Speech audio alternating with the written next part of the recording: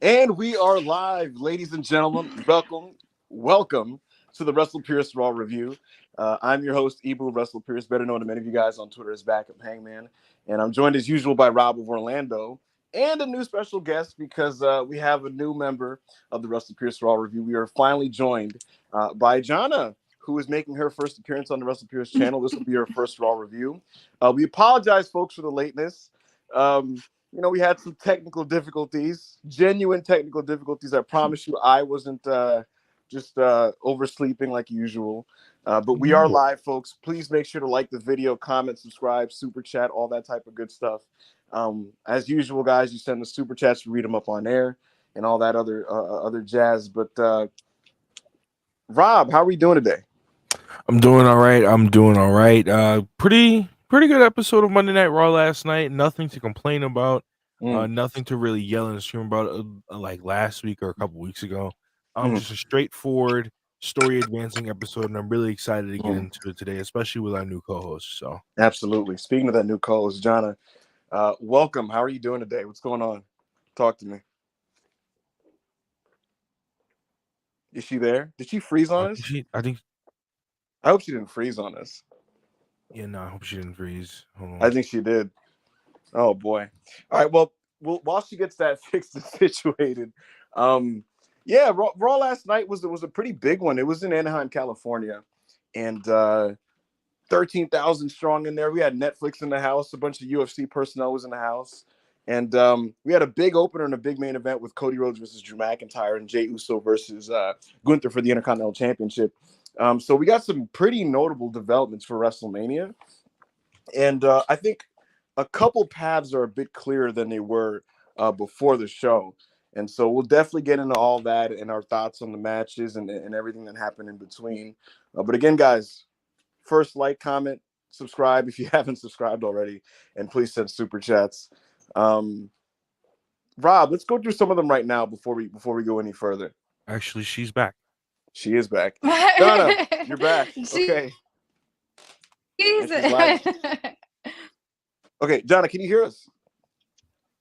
Yes. You know what? Let me take off my headphones. All right, I can hear you guys. All right, how you doing?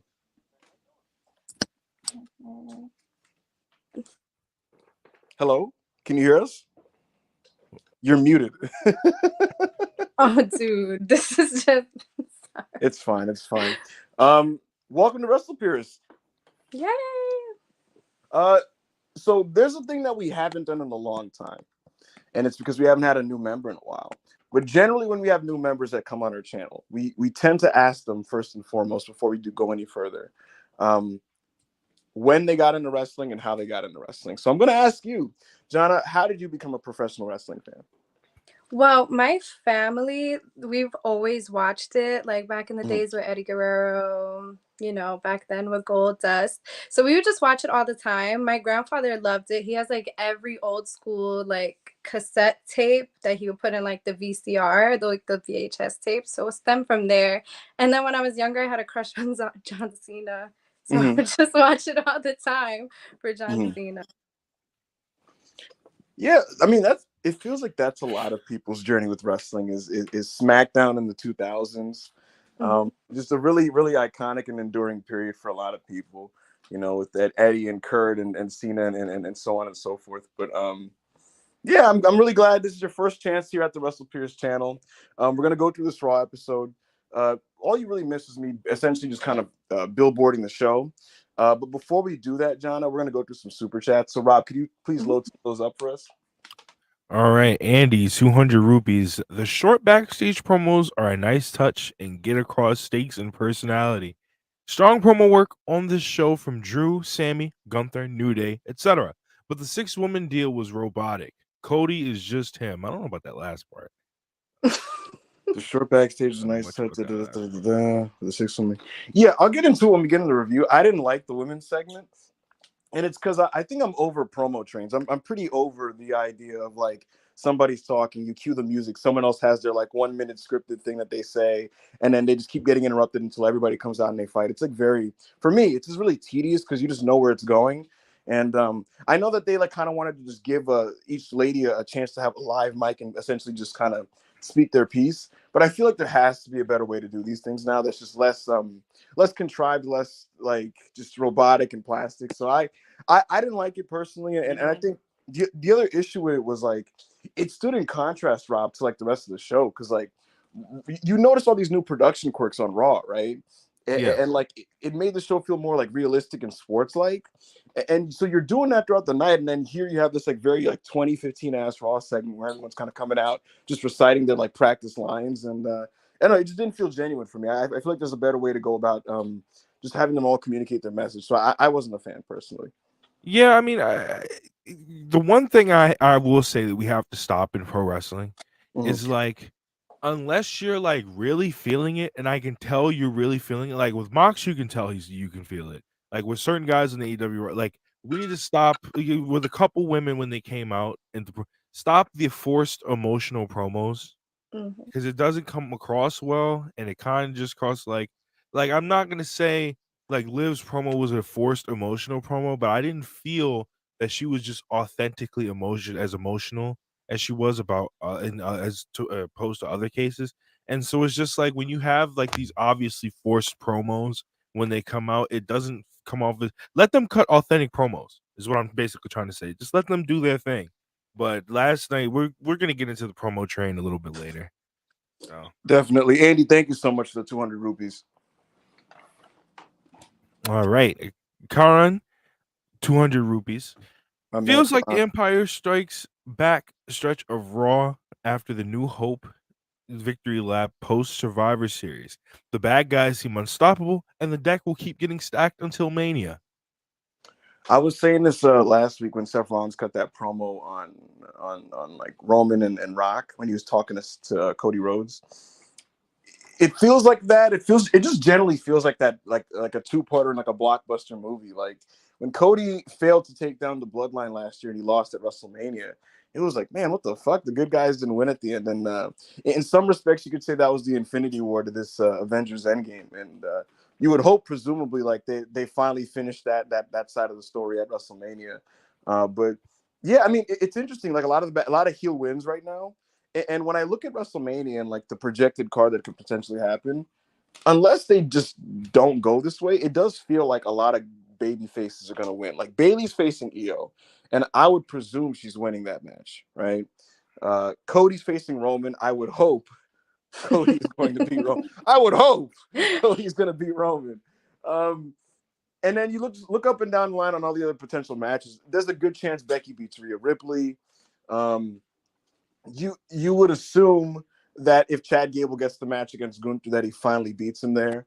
Sami Zayn is talking about how he wants to walk out a champion and he's going to have a path to Mania. So, look, I don't mind.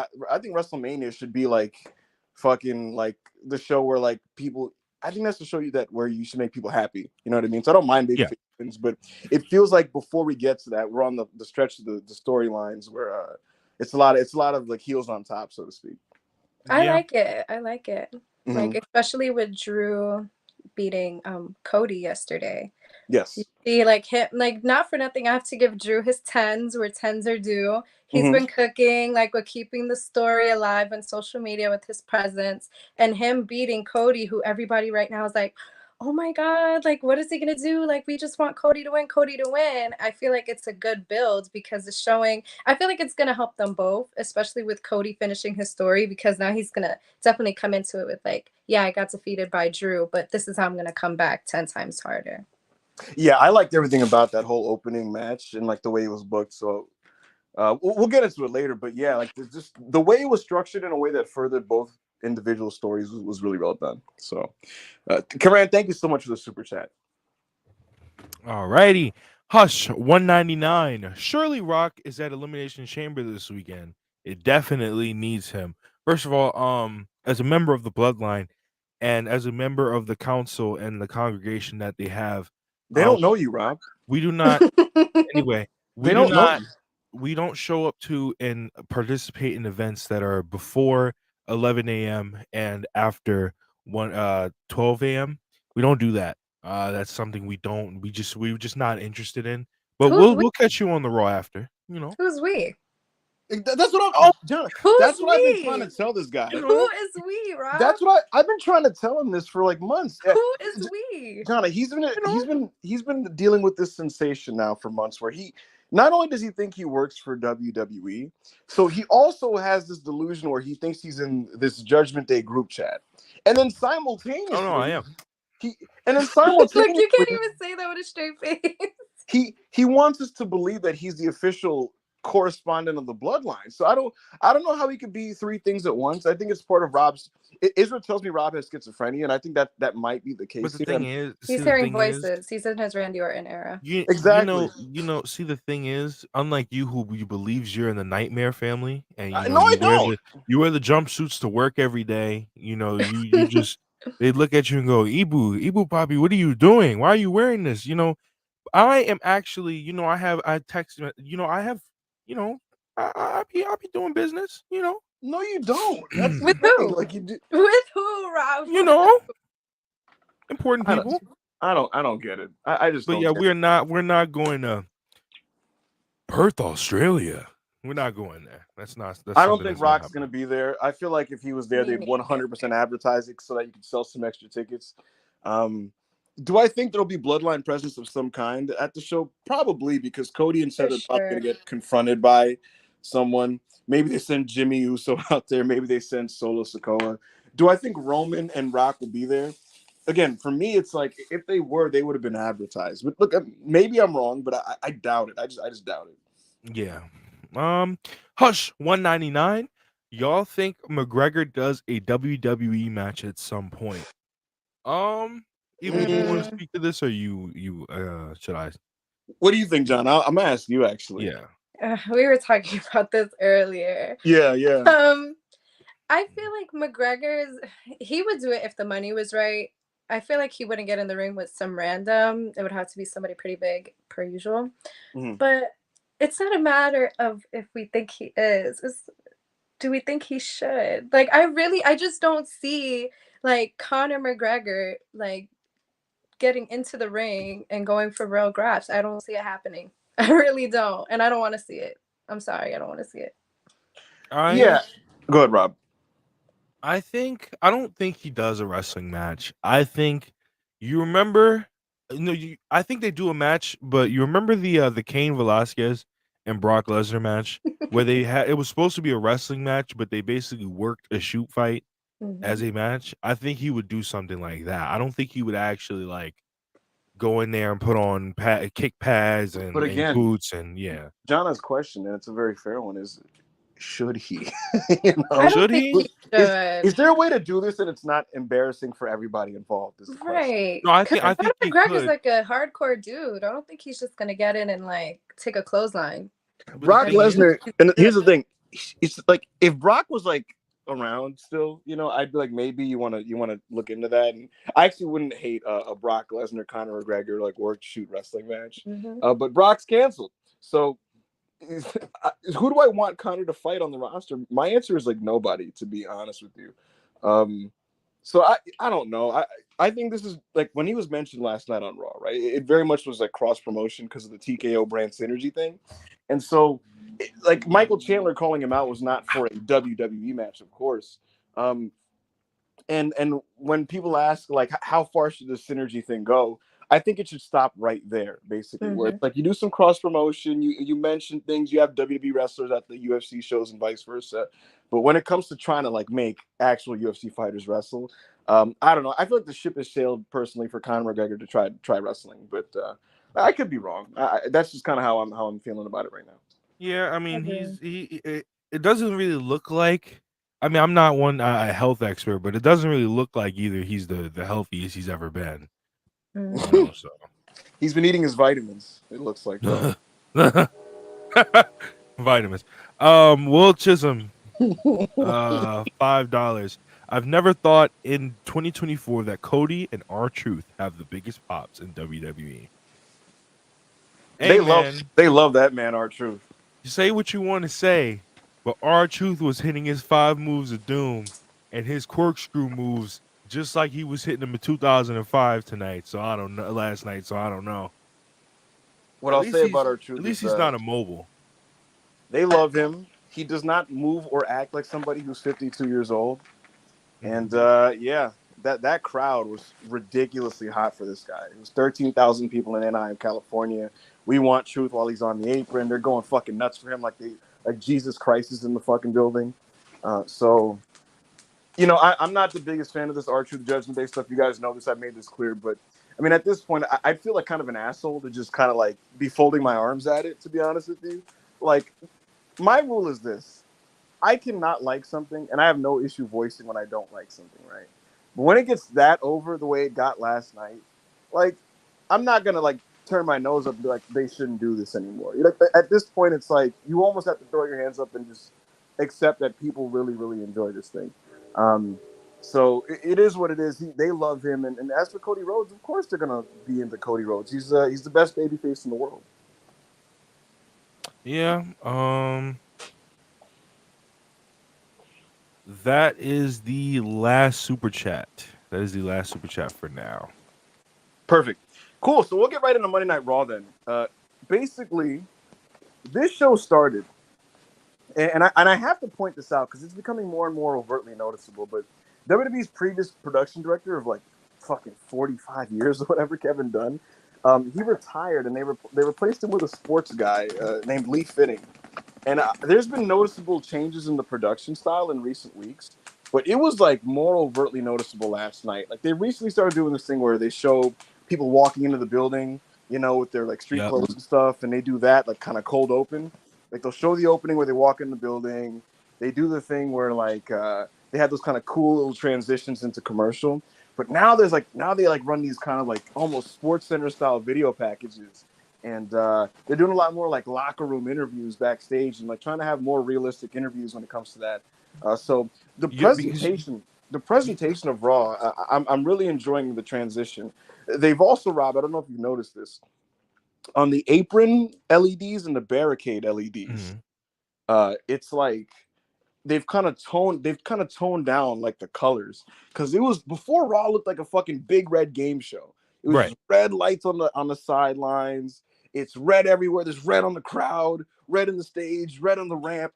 It was just a lot of fucking red and light and just beams and lasers. But they toned it down. It feels like not quite NXT Takeover, but very much one of those things where they wanted to kind of understate the lights a bit. Yeah, because tone it down a bit. You know what I noticed? What's Like, up? especially in watching the old Raws that I've been watching, like from 03, a lot of what they used to do at the beginning and throughout the shows, and even like when we watched the Attitude Era the other night in Discord, is they used to show the crowd, like they used to show people at WWF New York. They used to show people lining up, still waiting to get in the building. And I've noticed that Triple H is really a big fan of a lot of those old aspects of what they used to do while he was on top and in the business. And so he brings a lot of those aspects of involving the fans. Like, we remember, I don't know if you've seen it. We got a straight shot from outside the building showing fans walking around, going straight into the building, showing the entire showing the entire the arena sold out. Like the drone shots he was doing last year, Backlash. I really like this new production now that Kevin. It seems like, and I said this on Discord last night, it really seems like Kevin Dunn held the production back of what WWE could be presented as. Of course he did. For sure, 100%. 100%. I love that shot that you were talking about, and like that long continuous shot they had during the tag match. Stuff like that, it just makes you immersed into it. And then hearing the crowd when they see the cameraman like showing them off, and then you have crowd talking about the crowd, it just brings that feeling. Watching WWE, Kevin Dunn's WWE production, and then watching this current production is like a fever dream, because you're watching WWE's Kevin Dunn's production, and you're like, imagine if you had like 5 different cameras in your room, Jonna, and like you every time you're saying something, for every word they have to cut to a different camera.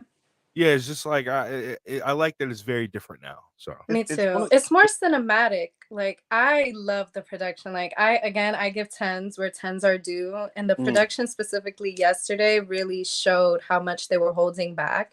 And I just like it. It makes you feel like that old school feeling when you would see like all the fans getting crazy when they would show off their signs. You get that, and seeing it in like different aspects of the show is really cool to see. I love it.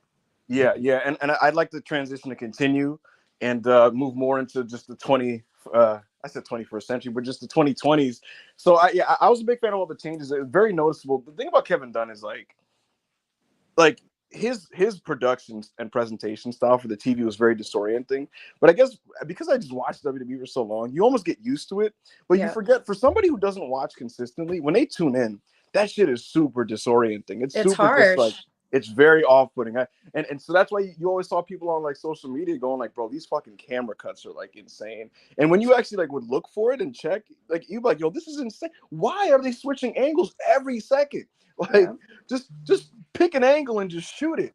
And the differences were very noticeable last night. And I'm a big fan of the transition. We opened Monday Night Raw with straight to the action. We showed some of the Jey Uso walking into the arena. And we opened with Drew McIntyre versus Cody Rhodes. Drew came out first. And then we ran a video package. And it was, like I said, it was this very Sports Center style video package. You get Cody's name in. There's a narrator explaining like the storyline and leading into the match and stuff like that. Cody, his path to WrestleMania, and Drew trying to forge his path to WrestleMania. And I like that we went straight into the action here, because not every Raw needs to start off with like a tedious 20-minute talking segment. We know the deal with these two guys. They gave you the recap. We went right to the action. And the crowd was super hot for this, guys. Like they were going nuts at the bell here. Cody and Drew are looking at the audience. They're looking on both sides, and they're chanting for Cody Rhodes. And they locked up. And I was a big fan of this. My thing on this match, it was a 3-segment match, went about 20 minutes. My thing about it was it just felt like two legitimately main event superstars that have been built up really well. Yep. And so they had a back and forth match here. Really good stuff. Drew starts to dominate. Cody, has his various comebacks. When he does his power slam. He did a Cody cutter early on in the match that didn't get the 3 count. Later on in the match, Cody Rhodes gets him with a superplex. We and the final stretch here, Cody does like that super Cody cutter where he runs up one rope and then jumps off into the other rope and jumps off into the Cody cutter. We got a couple reversals into a pedigree at some point in the match, a future shock DDT. They're going back and forth. The crowd is chanting, "This is awesome." It feels real big time. It feels like a pay-per-view match. But ultimately, guys, Cody did not get the win because Jimmy Uso runs down from the stage, comes up to the apron. Cody's like, "What the fuck are you doing here?" And then Cody, still in spite of this, is undeterred. He gets Drew McIntyre in position for the crossroads, but another man emerges on the other side of the apron, a hooded man, and it's Solo Sikoa. Solo Sikoa takes his hood off. He hits Cody Rhodes with a Samoan spike. Cody Rhodes is stunned. Drew McIntyre is like staring at Solo like, "Is this what we're doing?" Okay. And he runs in and gives Cody Rhodes a Claymore kick. And Cody Rhodes suffers his second only pinfall loss since coming back to WWE. His first was against Roman Reigns. This is his second pinfall loss, and it's at the hands of Drew McIntyre. And it's after getting Samoan spiked just like he did at WrestleMania last year. Jonna, what did you think of this entire package? I loved it. I'm sorry. I love Cody. Do not get me wrong. All for him finishing the story. But moments like this, I just love it because everybody's expecting him to just go on this monster run of just like bulldozing through everybody until he ultimately gets to Roman and showing that, okay, the same thing. We're catching you with the same tricks we did last time and we're being successful. I love that. To me, that's pure wrestling entertainment. It's storytelling. To me, there's good and bad adversity. This is great. Yeah, they did this replay, and it was like this football style thing where Pat McAfee's circling, and like it's funny. Like it makes it fun. Tell me last year will we have had like a little play-by-play NFL style by Pat McAfee on a match like this? Yeah, no, I agree. I'm a big fan of stuff like this. It was just funny because it was like it's so obvious. Like you don't need to break down or analyze like how he's like. And then he inserts his thumb into his throat as you see her circling. I know, my favorite part of the graphic is the eyes pointing, like basically saying the pinpoint precision accuracy. They're like, at this point, Drew McIntyre saw what happened and realized he had an opening for the win. I'm like, thank you, Pat. I didn't realize that. But yeah, no, I was a big fan of this as well. To me, Rob, and here's the thing: people think because I love Cody that I think he should just like win every match. Again, wins and losses have context, And I think him suffering his first loss since Roman pinfall is emphatic. And you wanted that to be something that mattered. What happened? Did I miss something? That's another thing. All you fucking Cody crybabies are talking about he's fucking Daniel Bryan, and you motherfuckers haven't even thought about the fact this nigga hasn't lost more than 2 matches in 3 years since he's been back. Well, you should protect your top stars, but going along with that, if he is going to lose, it has to matter. It has to mean something. It has to really lead to something important. And so, giving that loss to Drew McIntyre, who's like on a fucking roll right now, is a great booking choice. This, to me, is the best work of McIntyre's entire career. I agree. I agree. If I may. I wasn't the biggest fan of his Thunderdome era like push because I felt like he was holding back because he was a baby face that was constantly like in the chase. I feel like being a heel and like again going back to what I said earlier, him keeping the kayfabe alive with social media, like with CM Punk and saying how he prayed for this, it makes it more like believable. He falls into that character of like stopping people who you want to win dead in their tracks. I love it. I feel like it's come so easy to him, and he's really come into his own with this whole heel work that he's doing. And you can tell that they're building to the slow, like I wouldn't say deterioration, but the slow bringing back of the Scottish psychopath character. Yeah. Because the more and more shit that he does, and the more and more shit that he goes through, he looks crazier every fucking week. So. Yeah, I think he's having a lot of fun with the role, obviously, but not only was it a good choice to give Drew Cody's first loss since last year, the fact that it happened again at the hands of Solo Sikoa is good because it played right into the segment right after, where essentially Cody's in the trainer's room. He's backstage with the physical therapist or whatever, and he's super mad about it, and he's clutching his throat. And Adam Pearce is like, he's like, I'll take care of this. I'll fine. I'm gonna do whatever you need me to do. Blah blah blah. And Cody's like, yo, I'm good. And he's selling this facially. Like he is so upset that he lost a wrestling match. Like he was so upset about this. There was no title on the line, but the fact that he's a competitor, the fact that he lost right then and there to Drew McIntyre because of the bloodline, it made him so angry. And Seth Rollins walks in the frame, and remember, he's the guy who told him last week, I am the only person uniquely suited to be your shield against the bloodline. And look what happened. Cody went out there. His shield was not by his side. And look what happened. He was a victim at the hands of the bloodline. And nothing needed to be said in that backstage segment because he walked in, he looked at Cody, and Cody knew what it was. Wow, you really made that sound like a little love story with Seth and Cody there. Wrestling his shield. Oh my God. It's the truth. Though. Seth is his shield. And here's the thing, John. It was Cody Rhodes himself who stated, wrestling is a love story. And so how the fuck a nigga supposed to be your shield and he can't say the words that he's saying to the nigga you supposed to be shielding you from? What do you mean? How does that work? What's understood doesn't need to be stated. You know, that's wow. And what's understood is Seth Rollins is a bum. No, what's understood is... let's not get crazy. What do you mean? Seth is not a bum. I will not take this. No, absolutely not. Seth does his thing. I'm a little tight that he doesn't get to have like a Mania main event yet. But I am happy that they're tying him into Cody finishing the story. Yeah, I'm not letting this narrative slide. Because I praised Rollins. Yo, Rob does hate babyface. He does. You notice this? Hold on, no. He's a freak, bro. He doesn't want the good guys to win. Wait a minute. Let me explain.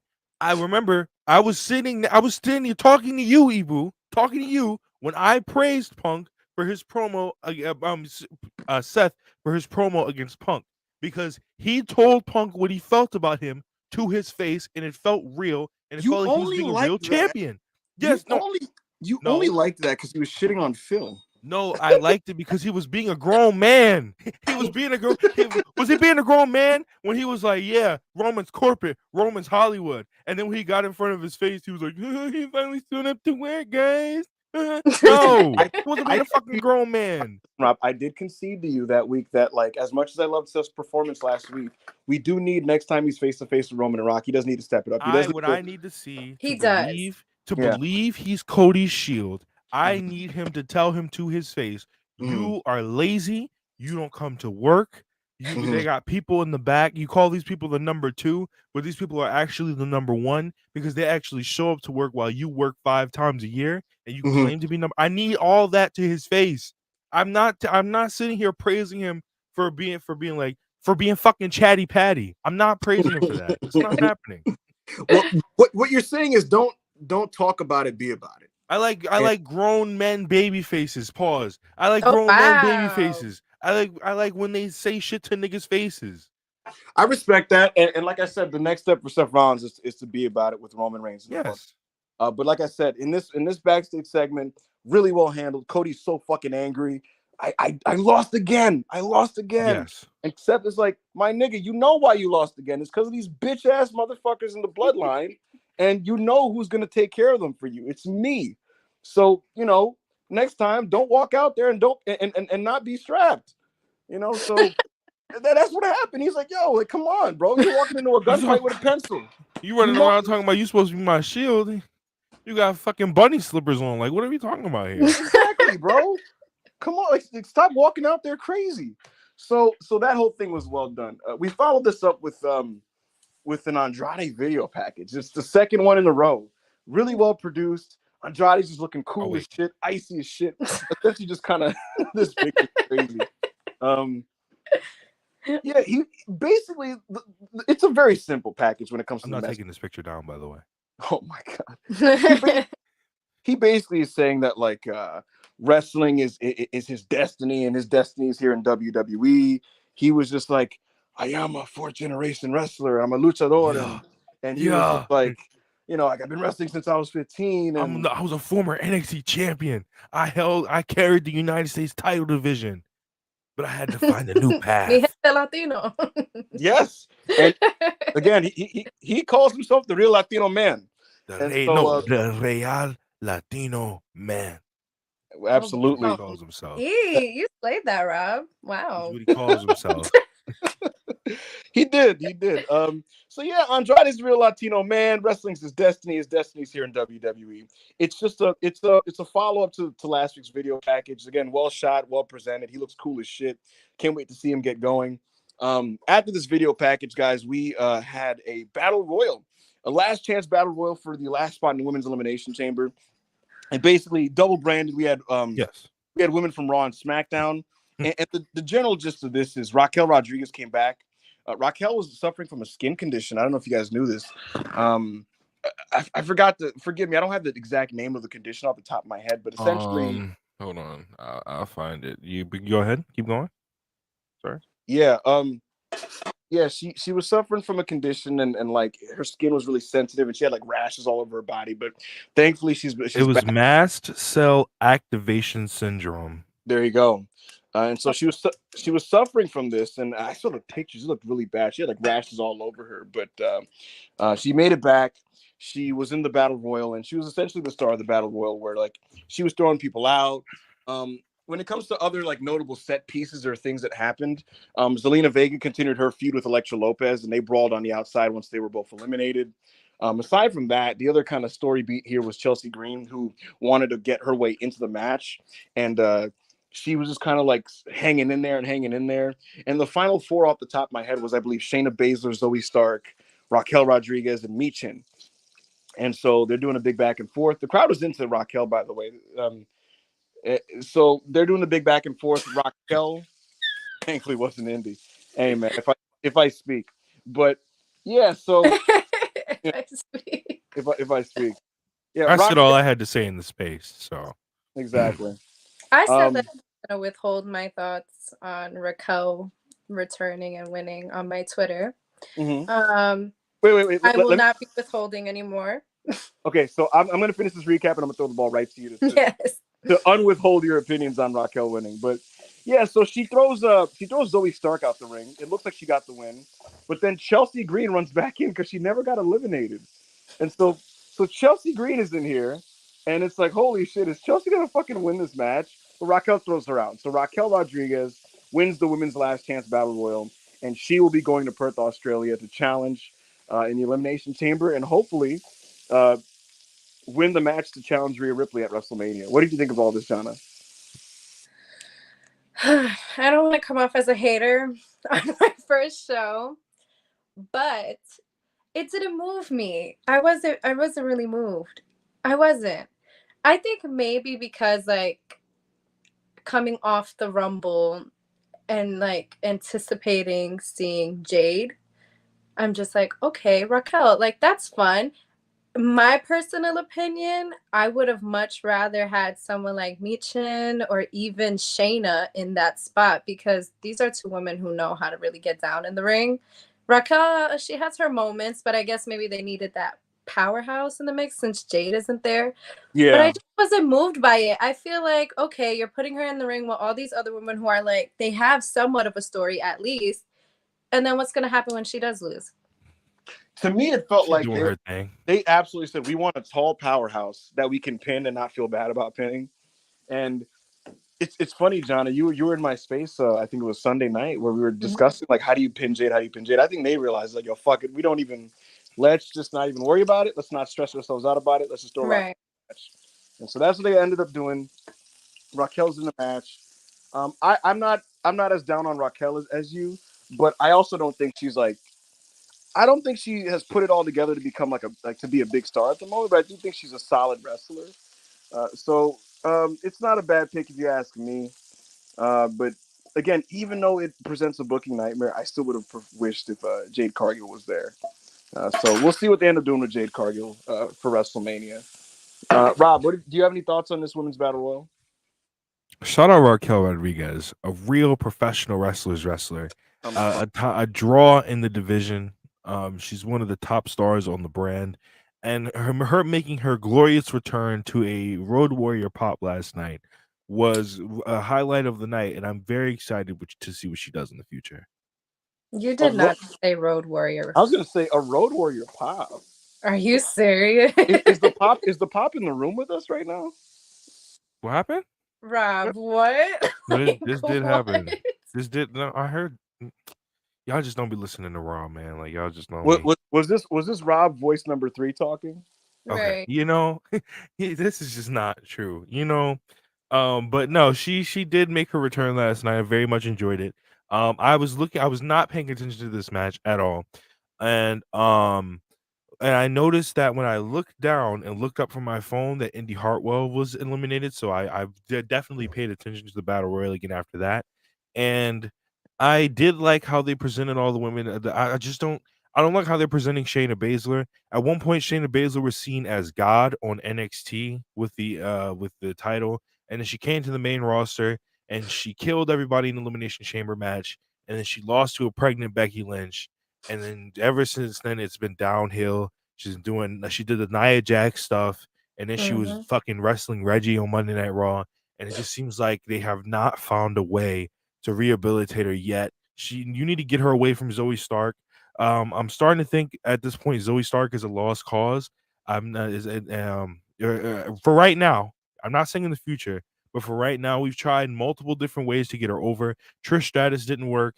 This is not working. We need to steer away from that ship for now, and let's present Shayna Baszler the way she should be presented, because she is a monster. Michin definitely. She was part of the last 4, right? It was Michin, Raquel. Yeah, okay. So Michin should definitely be moved over to Monday Night Raw afterwards and should be presented more as a star.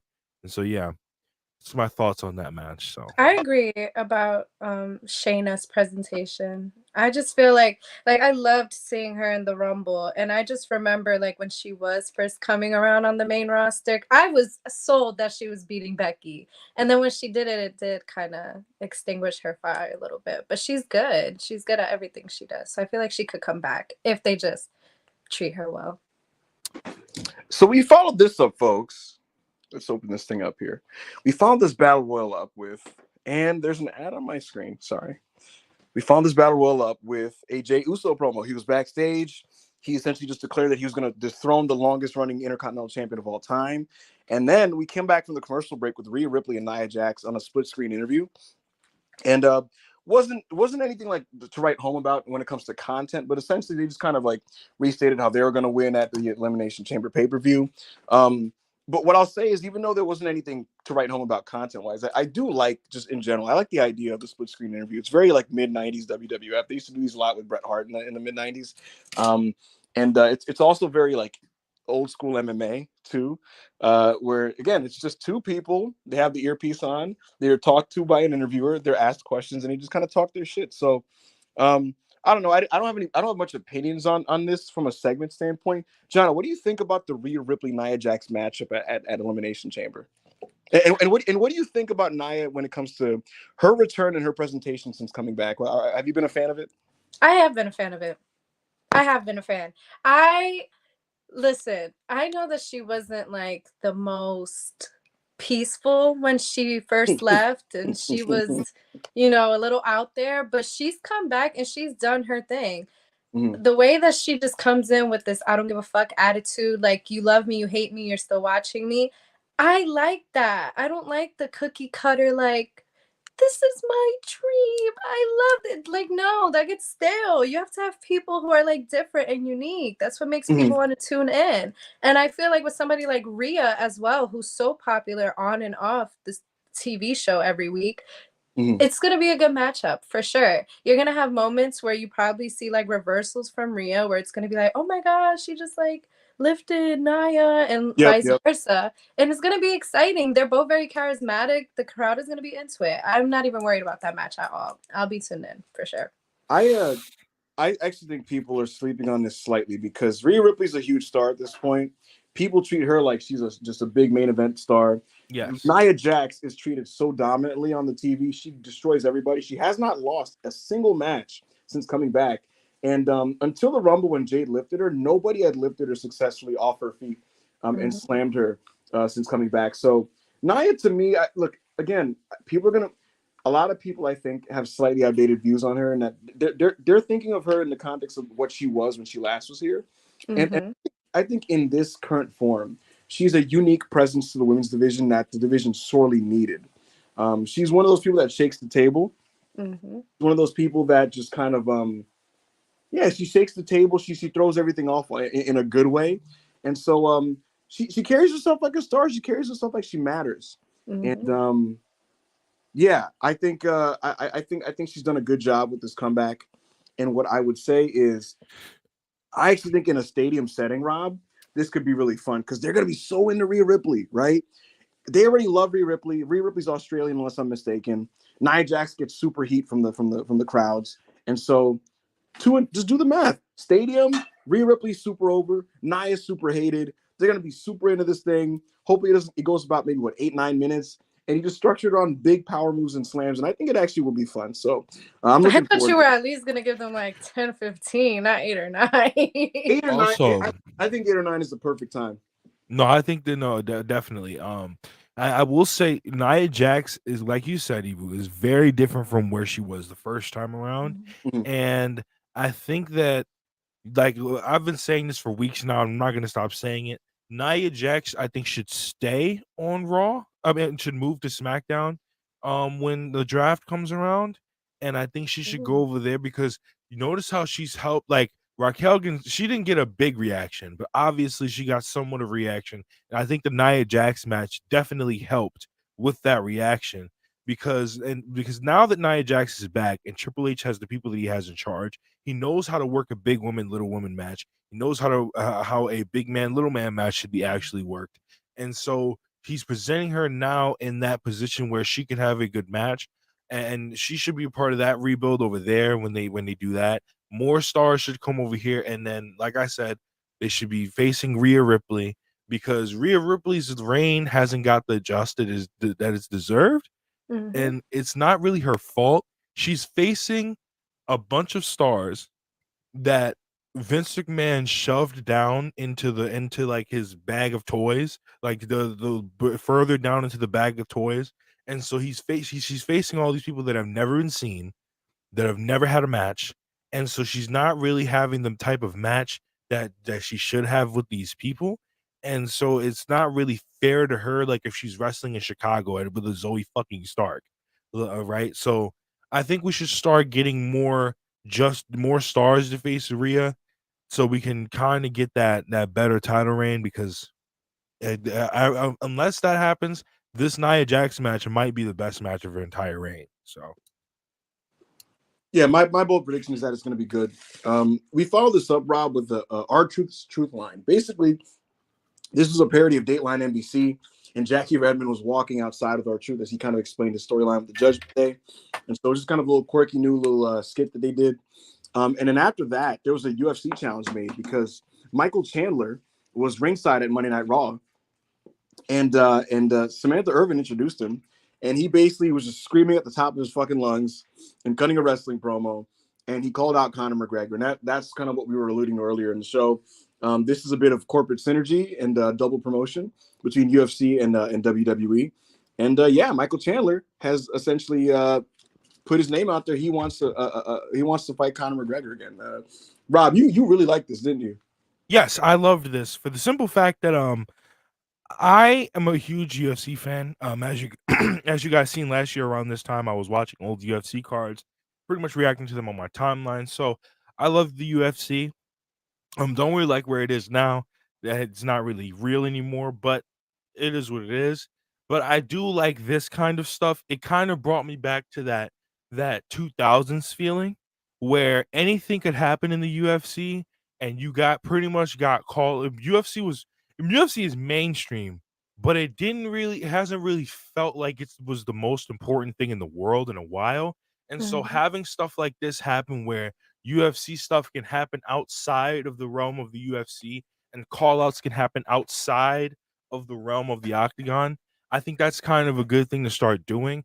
I don't think they should start. I'd have to see how it would work to be a fan of like putting them in the ring, but I think like doing cross promoting like this could really work for them and especially could get WWE back to the point where they were 20 years ago, where were the most mainstream thing in the world. So, like I said earlier, if it stops here, I think it's totally fine. You don't want to go too far and then embarrass both sides. You know, when like if Michael Chandler got in the ring and tried to just play pro wrestler, it'd be stupid. And vice versa, if a wrestler tried to just do too much in a UFC show, it's just embarrassing. But this type of thing where he's kind of ringside promo, I think it's a cool little quirk. Raw's 3 fucking hours. You could have a 1 minute Michael Chandler promo. So that's kind of my thing on that. John, are you a Chad Gable fan? Yes. Awesome. Yes. Love him. I'm so glad that he broke away completely from being Shorty Gable. You guys have given him the respect he deserves because I love him. I love Chad Gable. I'm a big fan too. And you know, the root of it all, John, is that I love Kurt Angle. And I feel like in modern wrestling, there's a lot of wrestlers that evoke feelings of past greats. But one guy who you can't properly, I feel like very few people can capture the magic and spirit and passion and intensity of Kurt Angle. Right. And one of the people who does come close, in my opinion. You're not fucking with Josh Alexander, big bro? Not to that level. And one of the people that comes close is Chad Gable. I think he's such a versatile talent. He's so good. He's able to be funny. He can be entertaining. He'll do the fucking WWE sports entertainment stuff and he'll do it well. But when it's time to get down in that ring, Chad gets fucking busy. And he makes moments too. Like I love a good Gable suplex. Oh man, the way he builds to the stalling vertical. Oh my god. So he's just really good. You know, I used to get so stressed out when they made him as just Shorty Gable because I was like, when he gets in the ring, he's not even Shorty Gable. Like this dude can wrestle and he gets the fans engaged. Yep. I like the Alpha Academy though. No, they're a fun tag team. So we had Chad Gable backstage. He basically said to Ivar, it's WrestleMania season and it's time to get serious. And he told Ivar, leave your crew in the back. I'm going to leave my crew in the back. And Gable said, it's time to focus on Chad Gable and said that his road to WrestleMania starts tonight.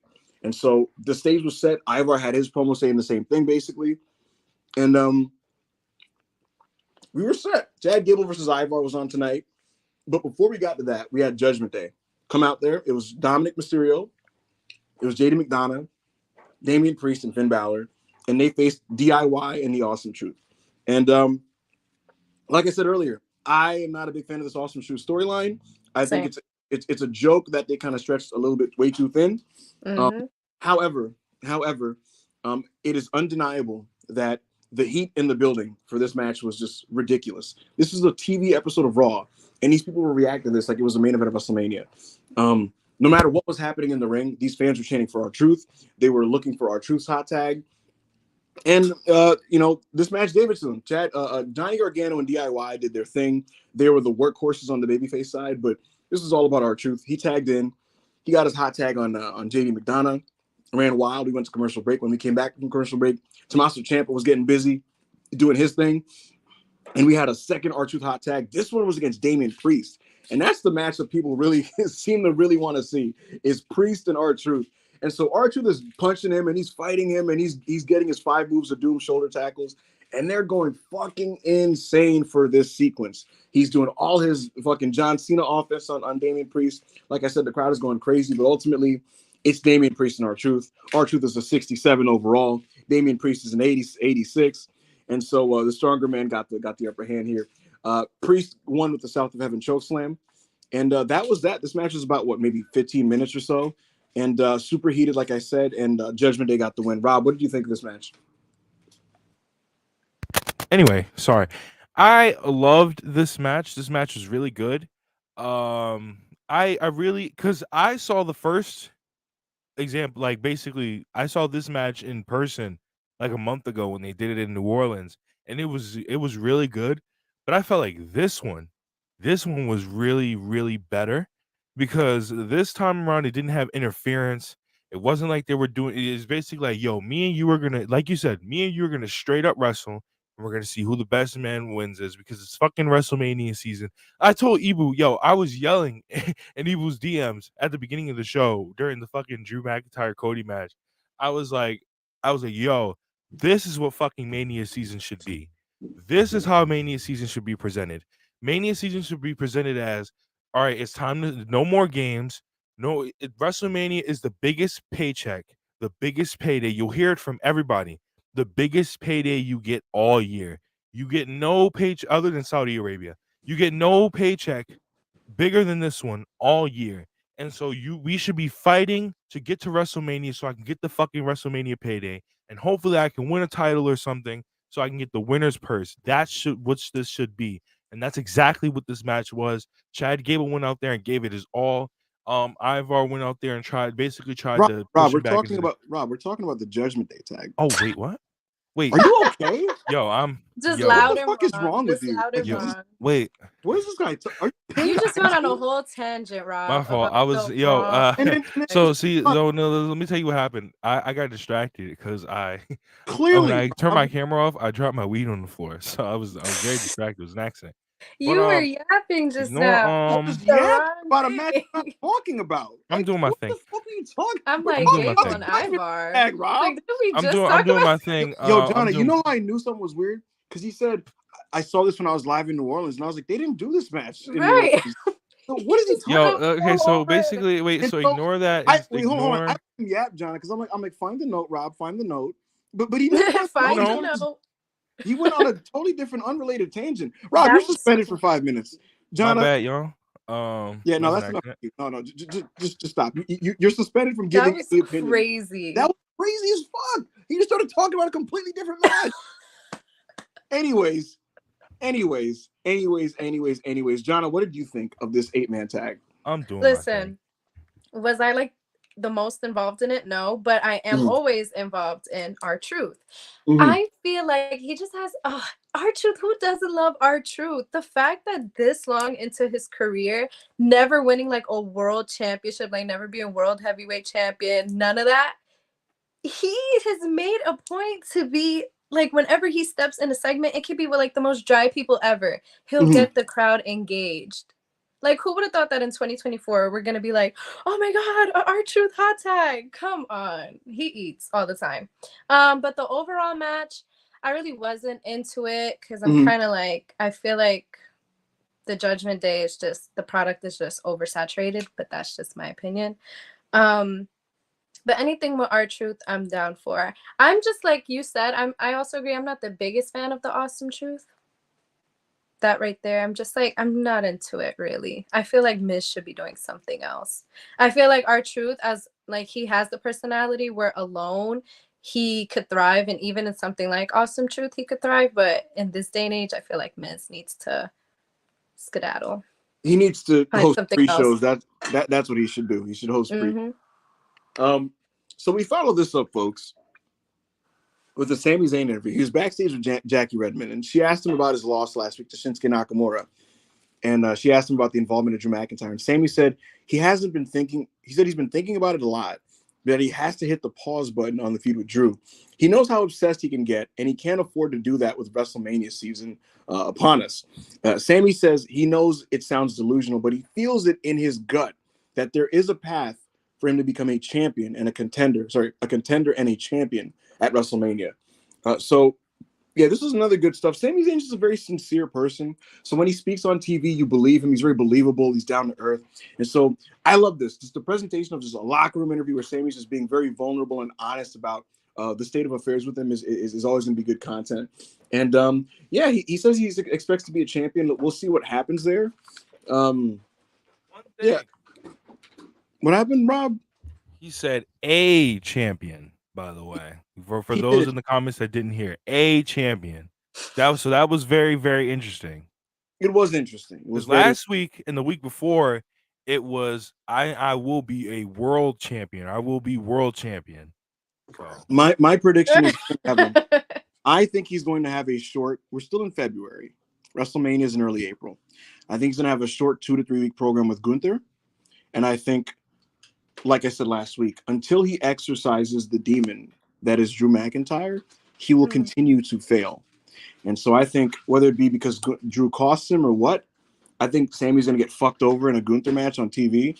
And then that's going to lead to Sami finally challenging Drew McIntyre after he's won the chamber. And I think it'll be one of those things where if Sami can end his losing streak to Drew and beats him, he can make his way into the world title match. And I think that's what's going to happen. Again, Sami has not won in a long time. He's on a losing streak. And he has never, ever, ever beaten Drew McIntyre in a singles match. Drew McIntyre right now is on fucking fire. He just pinned Cody Rhodes. I think Sami gets his big dramatic win over Drew on a TV match to win his way into Mania. And yeah, I hope that's what this is setting up. But we followed this up, guys, with a Becky Lynch in-ring promo. And this is the promo train I was talking about earlier. She just kind of talks for about 10 minutes about WrestleMania and the Elimination Chamber and Rhea Ripley. And essentially, Liv Morgan came out.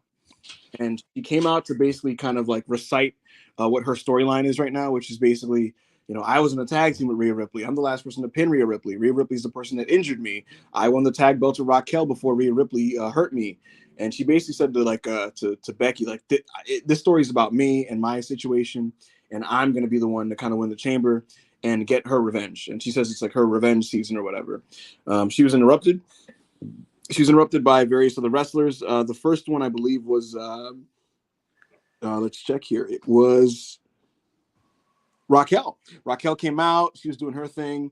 After Raquel, it was Naomi. Naomi came out. Tiffany Stratton came out. Bianca came out. They gave their pre-written speeches, and ultimately this led into a 6-way brawl. Nia Jax came out and beat up everybody, and she stood tall to end the segment, and she got big boos. I wasn't a fan of this. I didn't hear what you said, so I was like, she had a big what, nigga? But never mind, keep going. Big boos. I was big like, yo, boos. Right. I didn't like it. I hate promo trains in general. I think they're outdated. And same. Promo trains in the middle of Raw, especially after a show like this, like I said earlier, where so much of it has been grounded in sports, like it just feels very out of place. It's kind of my view on it. The other thing is, because I get it, you want to give character development and attention to these women that are going to be in this match. You want people to care about them. I just feel like there has to be some better outlet to do so, rather than I come out for my 1-minute speech and then you come out for your 1-minute speech and they just cue all these fucking songs like a fucking route, like a carousel. Because it's tedious and you know where it's going to end. They're going to just have their fucking group fight.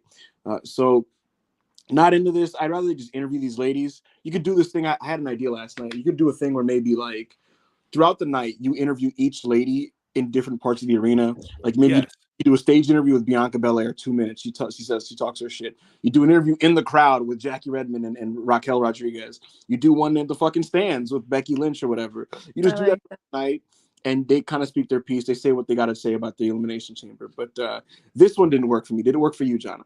No. I hate promo trains. I hate promo trains where everybody is just trying to say their little catchphrases just for the sake of having a pop. That just never moves me. I feel like there's a big issue. And I think it's just with how they're presented. Like that idea of having the women individually in different areas, it brings focus to them individually instead of just having them in the ring like, girl, I'm the man. Watch me.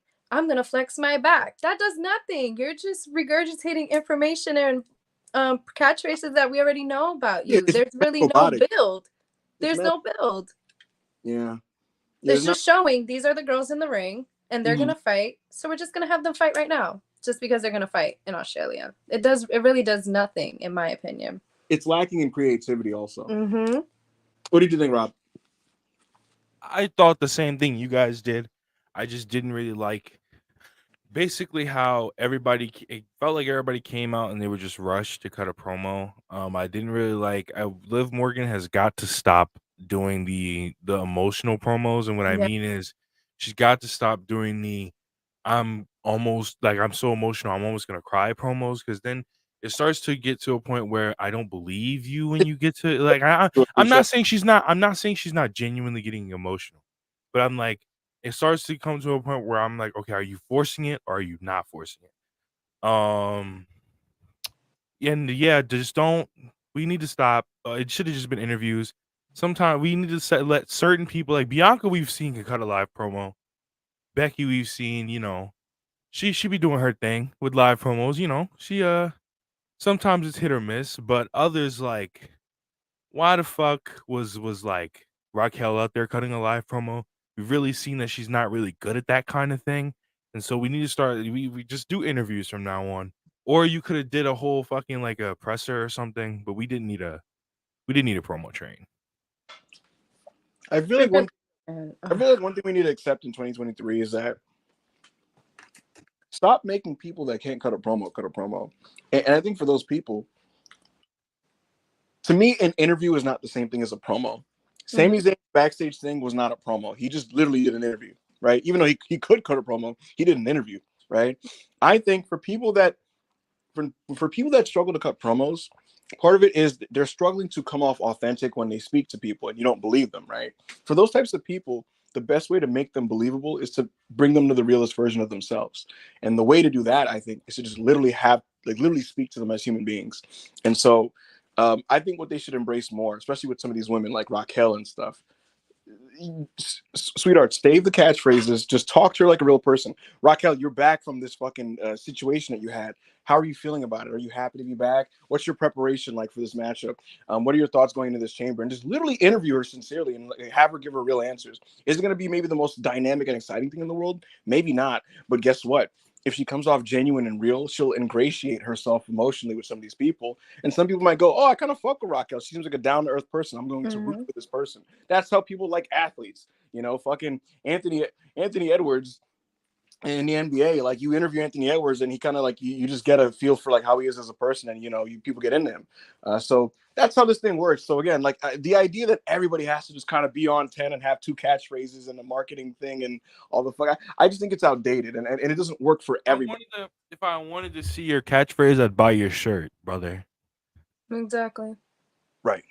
So we followed this up with a much better promo. This was Gunther in front of a steel guardrail, a steel fence, and he just basically was just talking his shit. And he said, tonight is the greatest night in the career of Jey Uso. And he did his thing. I don't know why I sounded Scottish there, but he said that was actually a really good Gunther. That was actually a really good Gunther. Greatest night. Yep, tonight. Gunther's funny because if you watch his promos, he always looks like he's about to laugh. I love Gunther. That's not in like a I'm botching my promo way, just in a like, this nigga's funny. Like I'm just a funny. Like, I don't know what it is. He always comes off so satisfied with himself. But he said that tonight was going to be the greatest night in Jey Uso's career because he can fulfill his dream of becoming a singles champion in WWE. Gunther says tonight when the bell rings, he will make Jey understand that Jey doesn't belong in the main event. We followed this up with another Nakamura promo. It's another one of these smoky room subtitle Nakamura promos where he's like, Sami, he's doing his thing. He's doing his thing. I'm starting to zone out on these, to be honest with you. It's just Sami. Sami. And he's just like, I'm gonna fill you with despair, and I'm gonna ruin your life and make you a nightmare. And he's gonna have a rematch with Sami Zayn next week. Hopefully, Sami can get the win there. But we followed this up, guys, with one of the coolest things on the show. It was Chad Gable and Ivar, and Chad Gable faced Ivar a couple weeks ago on Raw. It was his first singles match in a while. Chad was quietly injured for December, but Gable had a very good match with Ivar on TV a couple weeks ago, but he did not win, guys. He failed to win. Valhalla interfered. She kind of just dropped her hot breath in Chad's face, and then Chad was distracted, and then boom, Ivar got the win. But she was left in the back this time. Ivar fought him face to face like a man, and they had a really, really cool match. It wasn't super long. It wasn't treated like the main event of WrestleMania, but it was still good nevertheless. Ivar did a couple big moves. He tried to do the crossbody splash to the outside apron LED. Chad moved out the way. What's it called? Ivar did a jumping teabag off the top rope to Chad Gable, crushed him with that. He went for a moonsault. Chad moves out the way from the moonsault. Chad was trying to get him with a German suplex earlier, and he got him like on the outside. He tried to go for it, but his back gave out. But here in the middle of the ring, he's going for it. Ivar's this big fat motherfucker. Crowd is like, oh my god, they're getting up for it, right? And boom, he lands the bridging German suplex, and it's fucking awesome. It's this big dramatic spot. Chad's excited. He takes the straps off like he's Kurt Angle. He's like, let's fucking go. The crowd is going Gable. He goes to the top rope. Boom, diving headbutt. Or no, wasn't it a moon? He did a moonsault, I believe, actually. Oh no, he did a moonsault, brother. The moonsault, 1-2. Ivar kicks out, boom, right into the ankle lock. Crowd is going crazy for this at this point. Right into the ankle lock, and Chad gets Ivar to submit. Ivar taps out. Chad Gable gets his first singles victory in a couple months, actually, which is insane.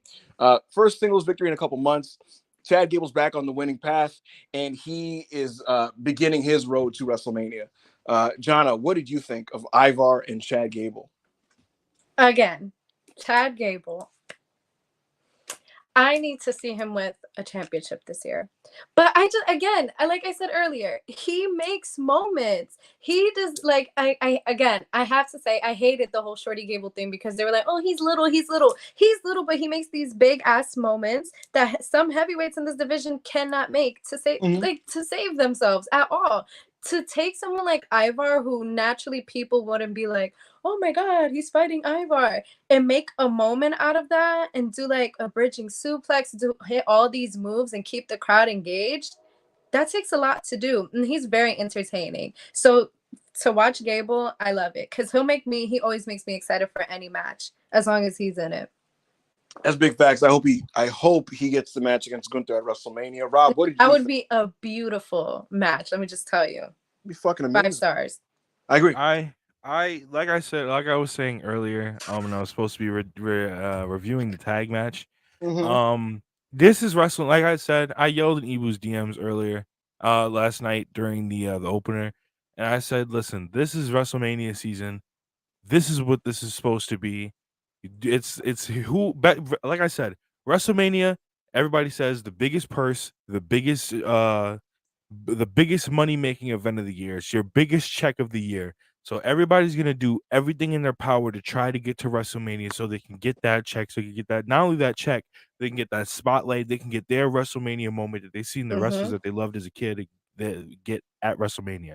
And so Gunther and Ivar are basically going out there and fighting and fighting for it. Not fighting for it, but basically showing that my goal, and Chad Gable saying it's time to focus on Chad Gable and it's my time to go to WrestleMania. I feel like it's basically him saying, I'm going to go to WrestleMania and I'm going to finish my fucking story. Everybody's talking about finishing their story. I'm going to finish my fucking story too, which he told y'all after he lost to Gunther. He told y'all, I will not stop until I get the Intercontinental Championship. And hopefully Gunther is still the champion for when I go for that title. So, yep. We were backstage with Drew McIntyre and Kathy Kelly. And Drew points out that he was indeed the second person to pin Cody since his return. Kathy asked Drew about the Bloodline's interference and if he's a hypocrite. Drew says he wanted to beat up the Bloodline, but he had to think big picture. Drew says he's doing all of this for Raw and the fans, which was hilarious because it was obviously an insincere line. But he said he's only focused on the World Championship. But yeah, man, he's just the best character in WWE. That's the bottom line. He's wearing the Rest in Peace CM Punk shirt while he's cutting this promo. We then cut to a different angle backstage where the New Day are just talking straight to the camera. And they said, tonight's the night Jey Uso becomes the Intercontinental Champion, and next week it's going to be their turn. Kofi Kingston says Imperium tried to end his career, so they are coming for everything. Xavier Woods says it's been a brawl after brawl, so next week it'll be a street fight. So it's going to be it's going to be the New Day versus Imperium in a street fight. All their matches so far have been very heated and electric, but they've all mostly ended in non-finishes. So this looks to be the blow-off for that. So that'll be fun. And it was main event time, guys. Jey Uso challenged for the Intercontinental Championship. Gunther was in the ring. Big introductions. Big fight feel. There was 20 minutes left. There's 20 minutes left on the show when this thing started. And it pretty much, like, the first half of this was just like a fucking beatdown. Like, Gunther was just beating the fucking dog shit out of this dude, Jey Uso. Chopping him all over the place, throwing him around, kicking him. Fucking, he had him on the top rope, bent over. He was putting his foot in his face and shit. Like I said, just beating the dog shit out of Jey Uso. And when we come out of the first commercial break, this is continuing. Eventually, Gunther hits him with like a power bomb pretty early in. There's 15 minutes left in Raw, and he hit him with a power bomb. Jey kicked out of Gunther's power bomb. And again, a lot of back and forth action. Jey starts to kind of match Gunther's intensity. He's hitting him back with elbows. They're trading elbows. They're trading strikes. They're doing chops back and forth. But again, it's one of those things where it does appear like Gunther is the person who has the upper hand here in this match. Ultimately, though, after the last commercial break, Jey Uso's mounting a big comeback, and he hits Gunther with a spear. Gunther kicks out, and he starts to rattle off like 5 spears on this dude, including one on the apron where Gunther's like on the apron picking himself up on the ropes. Jey gets him again with a spear, pulls him in the ring. Uso splash, the whole 9 yards. And I'm like, is Jey Uso going to beat Gunther and win this Intercontinental Championship? Is that what we're doing here? Is this really the moment main event Jey Uso wins his first singles championship in WWE? And I guess we'll never know, folks, because the bell started ringing repeatedly. And the camera pans over. And it's fucking Jimmy Uso. He pulls his hood up. Jimmy Uso with his fucking evil grin. He's ringing the bell over and over and over again. And you're like, no fucking way. Security's out to try to escort him out the building. Jey does a dive onto him. He gets back in. He's able to spear Gunther, if I'm not mistaken. He goes up for the top for the big Uso splash. Gunther gets his knees up and then rolls him up for the pinfall. And so Gunther retains against Jey Uso. He's still the Intercontinental Champion. And as Gunther walks out, Jimmy gets back in the ring and he's punching him and he's like, "You thought this was over? This ain't over till I say it's over. I'm the big brother. Don't forget I'm the big brother." Why do you sound like him? Yeah. No matter how big you get, I'm always the big brother. I'm the big brother. I'm the big brother, who's? And so he's punching him and stuff. Yeah, right? Y'all the twos and we the ones. No, so he's punching him and shit. Y'all the twos? Y'all the twos and we the ones. He's punching him. I gotta say, I can't lie to you. I haven't been crazy about singles Jimmy Uso. There's a reason they pivoted to make him more of a comedy character, because he's hard to take seriously. But in a weird way, I just thought this was very entertaining because he's beating him up. And I'm like, I don't know, Jimmy Uso's just kind of funny to me. And he's throwing the one up slowly with like this evil smirk on his face. And I pointed out 2 things. Number 1, this is getting a lot of heat. Number 2, Jimmy has lost some weight. I think he realized it's Mania season. It's time to do some cardio, get right. But he does an Uso splash onto Jey. And then he gets back up and he does a frog splash, a pretty good one. Oh my God, yo, that frog splash. Yeah, that fucking frog splash. It was a pretty good frog splash. There's a frog splash. The spirit of Eddie Guerrero just was like, all right, let's relax. Let's relax. That was the spirit. I don't know what came over that nigga, but he said, "Yo, I got to do this frog splash right." Sure. And so the bottom line is, it's very obvious. Jey Uso and Jimmy Uso are headed on a collision course for WrestleMania. This is the payoff to Jimmy turning on Jey at SummerSlam last year. They successfully held this thing off until WrestleMania, and so this thing is now coming into fruition. I thought the match with Gunther was a good match. And to be honest with you, people are going to act like this isn't the case. I expected it to go this way. I expected Jey was going to have a chance to win a championship, and it was going to get screwed out of it by Jimmy. and that was going to be the catalyst for their match. yeah. So it played out about how I expected it to. And again, I thought the match was good. Gunther never has a bad match. You know what I mean? Like he's Gunther. And I thought Jay matched his intensity pretty well. He did his thing. He doesn't have like a really complex moveset. Jay, I was talking to AO about this last night. Like he doesn't have like a crazy bag, but he's over and he picks his timing of when he does what he does is what makes his matches work. Like the spear, the splash, you know, all that type of stuff. But yeah, I thought this whole thing was a pretty good piece of business. What did you think, Rob?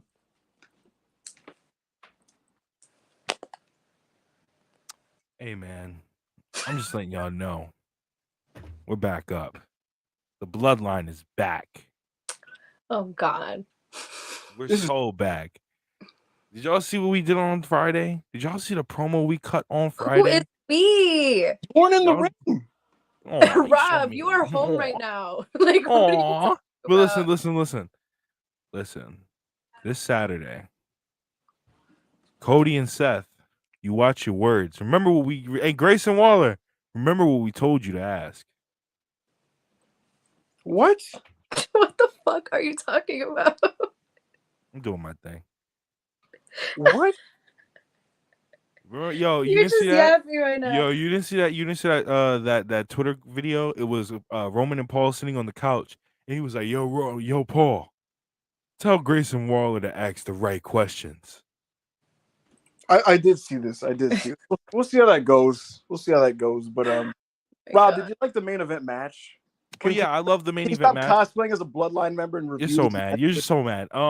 I love the main event though. The main event was really good. Jey Uso has really improved. I think as a wrestler, as a singles wrestler especially. I think he's way better than he was a couple years ago. His bag, he doesn't really have a bag, but his bag works for him, if that makes sense. So it's basically his Uso moveset, but like turned up to a 10. So as a singles wrestler. I did like the aspect of the match that I did like is that Gunther didn't kill Jey Uso like he kills everybody else. He didn't hit him with the lariat and the power bomb and the splash and all that shit to beat him. He just beat him. He had to roll him up to basically escape him. So that's what I really enjoyed about that match. What did you think, Jonna? I liked it. I liked everything from start to finish. I feel like they're both so over. Every moment, like when Jay's just going for all these spears, and then you have those moments where it's like, oh my God, he's gonna go for it. And for them to finally plant that seed for WrestleMania officially with the foreshadowing of the WrestleMania sign behind them, chef's kiss. I'm really excited for that because, correct me if I'm wrong, the last time two brothers have fought at WrestleMania was it Jeff and Matt? I think it was Jeff and Matt. So, and that, it was like everybody's like, oh, Jeff is gonna win, and then what happened? Matt won. So it could go either way, and I love sibling rivalries in wrestling. I feel like they slap all the time. I hate wrestling brother versus brother feuds, but what I noticed about you hate everything. I hate them. Here's the thing: what I noticed, he hates fun, guys. I guess so. I'm no fun backup hangman. My thing about them is usually it's a team that shouldn't be broken up, but they got broken up. And here's the thing: there's always the Michael Jackson of the group. You know, in this case, it's Jey Uso. It is. And what they do with these things is they try to overcompensate and try to make something out of the other guy who really shouldn't be a singles wrestler. And in that process, they have them win the singles match. Like in Matt Hardy beat Jeff Hardy. Jimmy Uso's probably going to beat Jay because he needs it more. And we'll see how it goes. We'll see if it gets over. I just can't wait till we get to the eventual point where the Usos reunite. Hopefully we get to that sooner rather than later. Who knows how long it takes. But you have to wait 2 years, brother. I think it happens this year. You're going to get a dramatic Bloodline segment at the start of SmackDown. That's 28 minutes long. And it's just God. I love you, Oos. I always love you. And he's like, no. The SmackDown after Mania. No, because if you loved me, you would have let me win all those titles. No, Oos. When you was getting beat up by Roman, Oos, I was by your side, Oos. And he's like, no, Oos, no, you wasn't, Oos. And they're just saying Oos, and they're crying. You don't love me, Oos. You don't love me, Oos. Solo's grabbing his thumb in the corner, and Paul Heyman's standing there fucking bobbling his head and shit. And Roman's just like, is this true, Jimmy? And he's like, hey, no, Roman be sitting in the background like, huh. You heard him. He said, I always loved you. Roman's gonna step in and be like, Huh. Jimmy, hug your brother. And Why are you guys If talking he like loved Darth you, Vader right now? he would have been like, if he did he really love you? If The he loved you, tribal he chief would have let orders. you. If he loved you, he would have let you become the tribal chief. And then he'd be like, "You see me? I Exactly. loved you. I gave you a seat at the table." You see me. Jay, I want you to know something. Even when they didn't love you, I loved you. And Jay's Oh. like, Jesus Christ. You Jay's right, like big about to bro. cry and shit. He's, People was waiting for this moment. this is what they're gonna do. It's gonna be 29 minutes. Ibis is gonna call it cinema. Oh my God, They're gonna I'm be on hug. Twitter. Oh I'm gonna be on God. Twitter. They're all gonna hug, and the camera angle is gonna show Roman had an evil smile while he was hugging. And then they're gonna be like, "Did you guys notice this really subtle thing that was super subtle and like hard to notice?" And it's like a really like zoomed in the 8K camera lens. if you really, it's hard to notice. By the way, it's really subtle. Roman is like manipulating them. It's like a really like behind the scenes kind of story beat. I don't know if you guys. You're so mad that we're just so good at storytelling. It's just And so they're gonna say this while like Michael Cole's on commentary, like, I think the tribal chief is manipulating the Usos, and it's like, okay. But anyways, you guys got really into that. Wow. Yeah, it was kind of fun. But yeah, the brother versus. You don't love me, Oos. You don't love me. It's I just love me. you. Oh my God. Anyways, the brother versus brother feud is underway, folks. I thought Raw was pretty good overall. Again, I like a lot of the new presentation aspects, and we're going into Elimination Chamber. It's this Saturday in Perth, Australia. Most of the talent roster are flying over today, if not already. SmackDown has wow. SmackDown already got taped last week for this week's show. Okay. Yeah, so that's that. Guys, before we wrap up, let's get our last couple super chats in. Get your super chats in. This is your last opportunity to do so. And we got a good bit.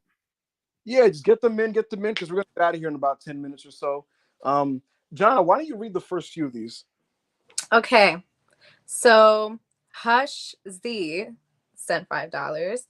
I will complain about this weekly. There's no way Triple H can go from Jim Johnson and be satisfied with that's perfect English, with Trash Rebels. Worst part of WWE for sure. I am with you. I agree. I was listening to the Jim Johnston like little compilations on Apple Music the other day, and then I'm going back and forth with Def Rebel. Not it. I miss CFOS, if you guys remember them. Yes, CFOs were really good. They had really good music, like their Night of Gold song that ended up being used for like every Hall of Fame ceremony. That was a top tier song. I hate all the generic music now. It sounds like the pre-made music on like 2K when you play My Universe. Yeah, it's like when you'll listen to three people come out back to back in the Royal Rumble, and like a lot of our friends that don't watch that just watch AEW, don't watch WWE. We're like, yo, I thought like the same person was coming out 3 times back to back because they don't change the themes. The themes all sound literally the exact same. There was a period where I thought Braun Breaker, Tommaso Ciampa, and like another person on NXT during NXT 2.0 had the same theme. Like they don't try anymore. So, go ahead. No, Jacob Donnelly sent $2. Respect former NWA champion Big Ron Killings.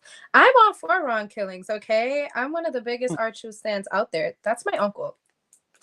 Absolutely, he's such a beast, bro. And he's not old and broken down. He's still doing his corkscrew moves. He's in shape.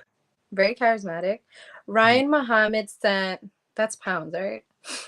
Yeah, I think so. Yeah, it is. Sure. Oh wow. The more EU looking one is euros. Wow. I learned that doing some. Do you think Punk is hosting Mania? I feel like he may be a Roddy Piper babyface, ace instigator for Team Cody. Phil be moving lot of merch. Phil do be moving lot of merch. I don't think he's hosting Mania.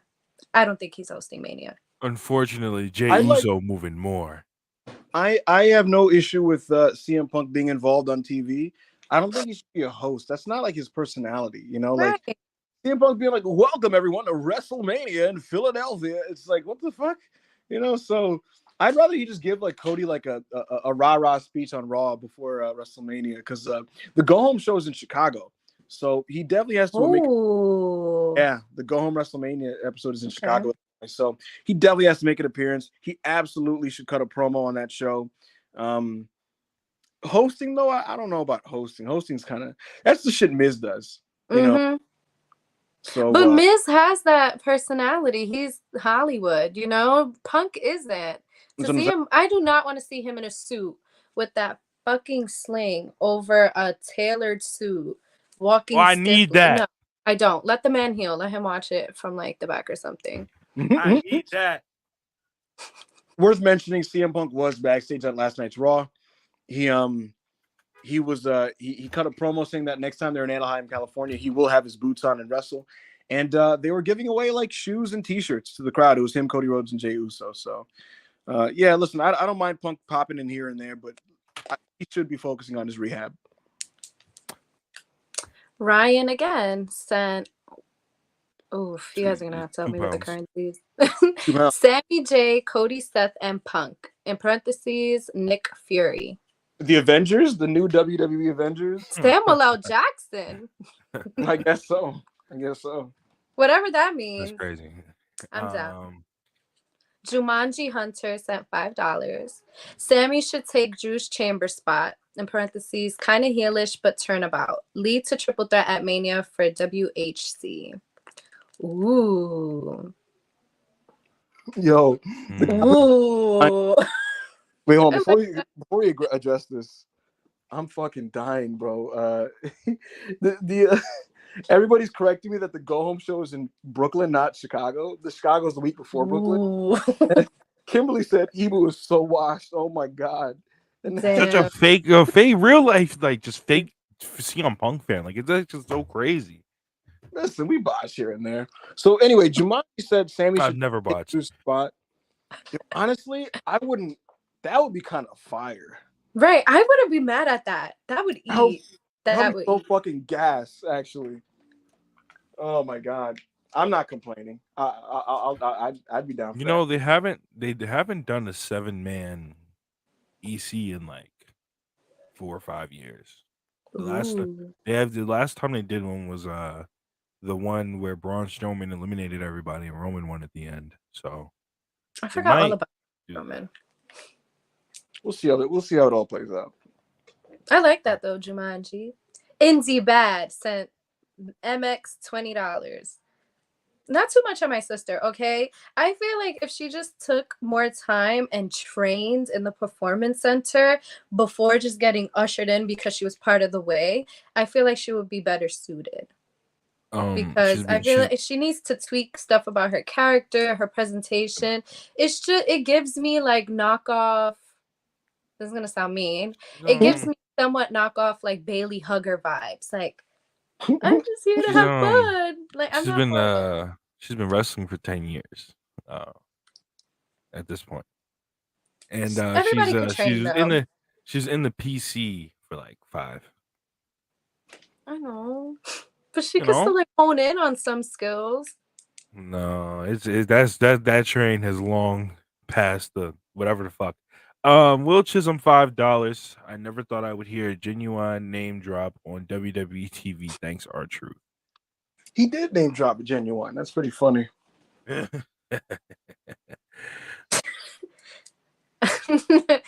Isra, that's my wife, guys. Jonna needs a WP Divas chain now. Plus, eyes on Rafa, free Palestine. You know that's right. You know that's right. Thank you, Isra. Thank you so much for that. We love you. We can't wait to see you back on the channel. You are welcome anytime you want on the Raw Review to pop in and pop your shit. Kimberly sent $2. I like your Zendaya picture, and she put the heart. So I'm gonna give you a heart as well. Scott, CA $2.79. That's very specific. Did you know Nia was born in Australia? No. What the fuck? I'm not deep into the Nia Jax lore. Nia Jax lore. Crazy. I did not know that shit. I highly doubt she grew up in Australia though. No, I don't know. Definitely. She seems like she's from fucking West California. Right. Trust the Process 34 sent $2. Time for Knack to apply for that CDL. Yo, come on. Hey, man. You're not. Yo. Don't. It's been time for Shinsuke, you know. Yo. We don't speak on my big cousin Nakamura, or we gonna find niggas. And they gonna touch you. Whoa. What? And, Kimberly, $1.99. You all will respect Big Jim Uso. We the ones. Cook. Kimberly, cook. Respect is a stretch, but he has been entertaining me. What do you mean respect is a stretch? Respect is a stretch, you know. Respect is a stretch. I like Jimmy. He's fun. You know, he's all right, you know. Doing his thing. You know. Will Chisholm again, $5.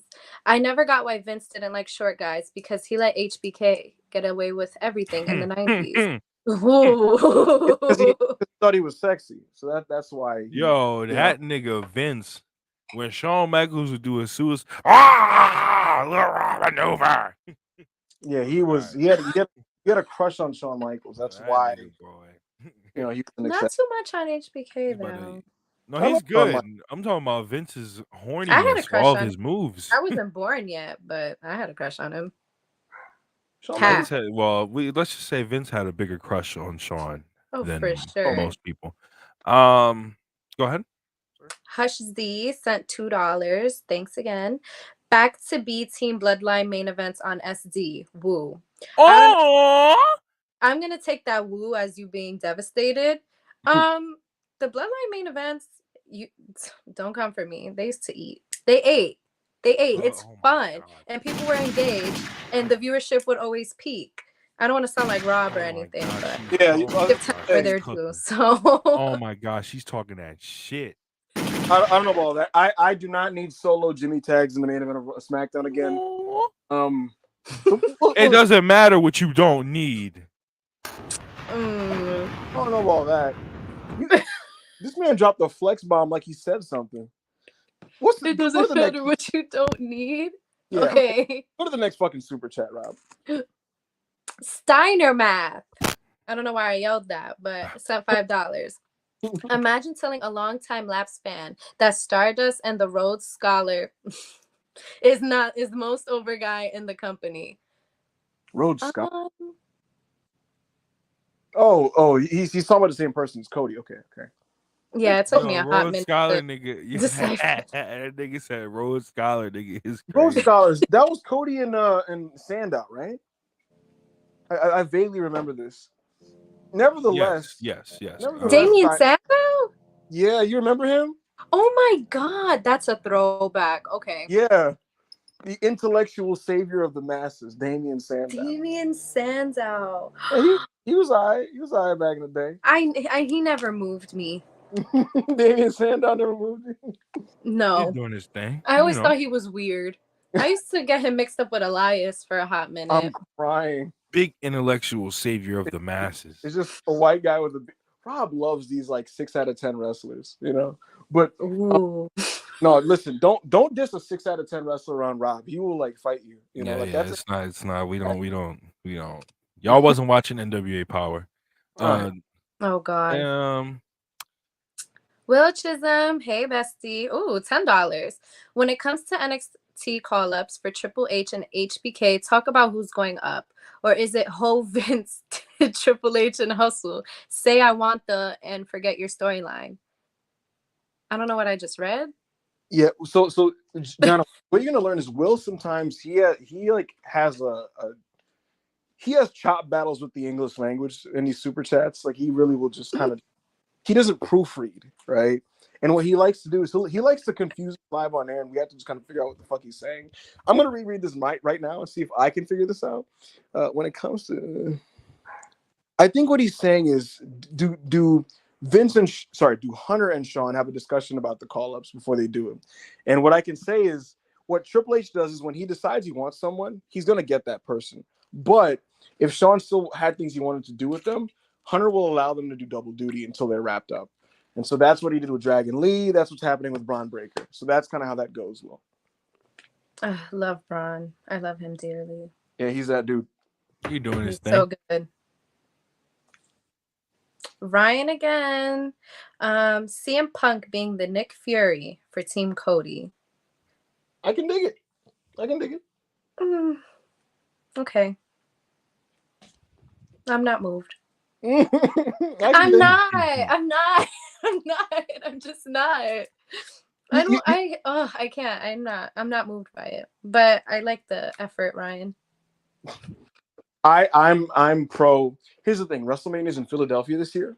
They could do a big Rocky training sequence thing. You know, Punk could be fucking Mick. He could just be like in the gym while Cody's running laps and shit, giving him advice. You know, I could dig it. You know, they could do something like that.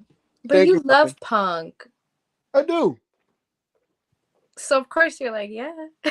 Yeah, you know, it's not a bad idea. Steiner math again with the $5. People will care more about Cody chasing the title than Champ Cody. Cody getting exposed when he can't finish the storyline phrase. No. Yo, did y'all see that? Did y'all see their numbers last year? Them numbers was looking a little shaky.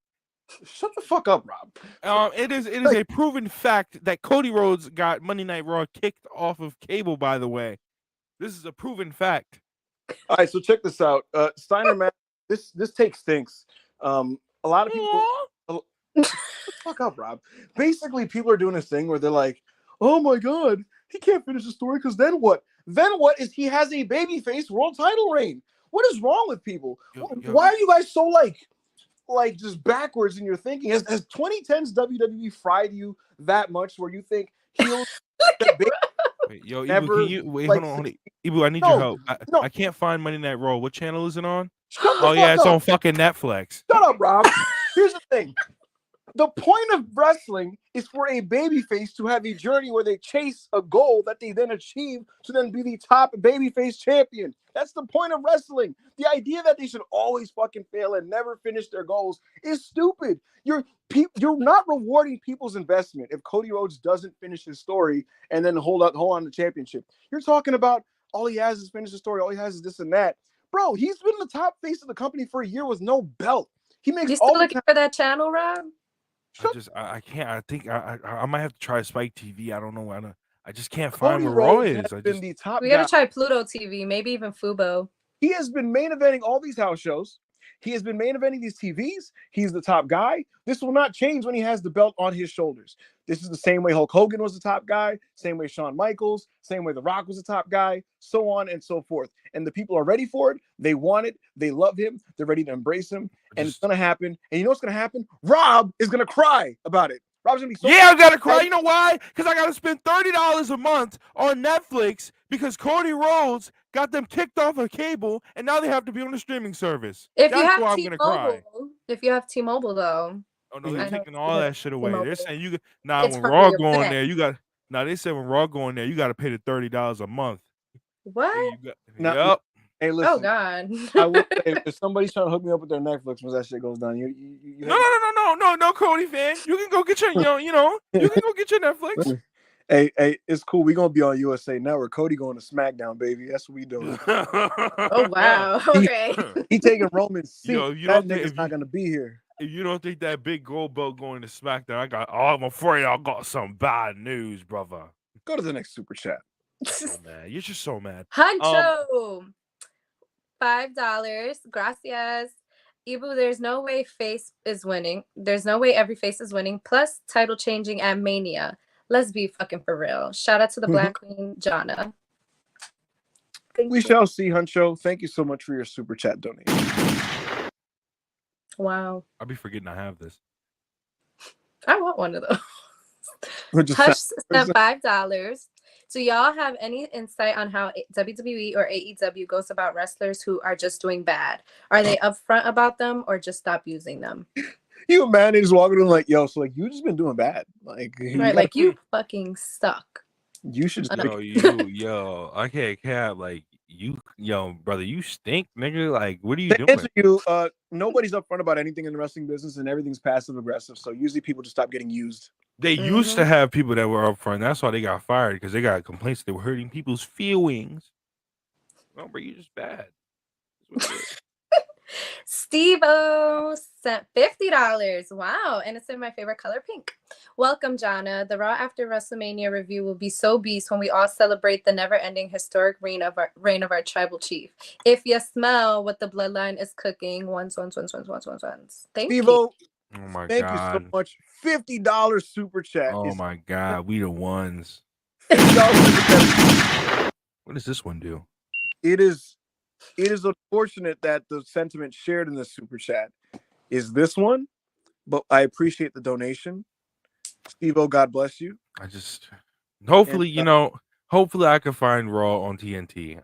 I maybe, but I don't know. Maybe we'll find it one day. We'll find the channel one day. And then right. Anything else, Rob? No, that's the last super chat. That's the last super chat. All right, guys. Our time on the Raw review has come to an end. I've had a lot of fun here, but it is time here. We ran through all the super chats. We reviewed the show. Jana finally got her StreamYard underway, and once she got going, I thought she did a really good job on her first show. So I'm gonna give you your 10s, and thank you for just being a great co-host. Hold on, I gotta read something. Chris told me to tell Miss Jana that he said she is doing amazing on her WrestlePeers debate, and that she has returned my love not only for WrestlePeers but also wrestling. # Black Queens saved me. I respect it. I love Chris. I wish he was here. He would have said some weird shit though. Maybe we can what? I'm gonna leave 3 minutes open for any of these idiots to pop by if they want to. So if you want to toss them a link, Rob, feel free. Got you. I'm giving them 3 minutes. These idiots is kind of crazy. To be hooligans. They gonna whoop your ass for that. I would beat Chris in 2 minutes. Yo, Chriso. Me personally, I would not. Me, me, because I just. I don't know. I wouldn't take that me myself, but hey. You could pass the StreamYard along, Rob. I sent it. They should be. Right. Well, I'm excited. Maybe I'll put. Wait, does this mean I put the WP in my Twitter? Yeah. Yes. You know what? Yeah. We can officially say that Jana is all WP. The graphic can be put up. She is part of the roster, and Jana will be on the Raw reviews going forward. Yeah. Congratulations. Thank you so much. John, is there anything you'd like to tell the audience? Guys, let's get your feedback. How do you think she did? I thought she did a good job once her wife. I'm gonna cooked. Imagine like we fucking hate her. She's terrible. Imagine, fuck her. Get her off the fucking screen. Listen, this WrestlePeers, we do have a very honest audience, and when they don't like somebody on air, they will absolutely say it. So hopefully not. I hope they liked you. I hope I'm in my babyface era right now. Right. Give it 4 weeks. I'm gonna be healed very soon. Yeah, before they get fickle and they're like, actually, we don't like this person. She's overpushed. I get that was me. I would pop on podcasts and people are like, oh fuck. I'm like, damn, like what the come on. No, this is fun. Aside from my technical difficulties, this is really fun. I had a good time. Yeah. I was getting stressed out. We had a little bit of some difficulties. I got nervous. I was like, is this gonna work? But yeah, once your Wi-Fi stopped fighting, I thought we had a pretty good show here. So yeah, I really enjoyed it. Yeah, guys. Again, if you haven't already, please like the video, subscribe, send super chats. We will be back next week for a Raw review, of course. Monty wants to do some type of Elimination Chamber coverage. Rob, is this on Saturday or Sunday? Yes, it is on Saturday. So we would have to do that Friday because it's early Saturday. Unless we're covering the post, doing like a post show. We could do a post show. You're saying a lot. I just asked when the show is, and you're trying to when is the show? It's this Saturday. Like early Saturday morning, right? Yeah. I just said this. All right. That's kind of a hard one. I'm not gonna stay up for the show, so I don't know. But Monty's probably gonna try to do a post show of some kind. We'll see. But we will cover the show in some form or fashion over the weekend, probably. And we will all be back on Tuesday again for the Raw review. Guys, for Jana, for Rob, I'm Ibu of WrestlePeers. Guys, thank you so much for watching the Raw review, and we'll see you guys next time.